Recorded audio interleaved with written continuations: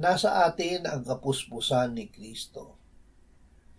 Ang sumasampalataya sa anak ng Diyos ay may patotoo sa kanyang sarili.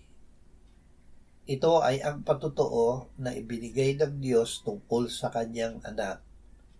At ito ang patotoo na tayo'y binigyan ng Diyos ng buhay na walang hanggan, at ang buhay na ito ay nasa kanyang anak.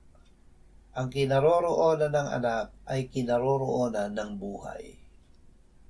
Dahil ang anak ng Diyos ay nananahan sa atin, nasa atin ang kanyang kapuspusan, ang kapuspusan ng Diyos.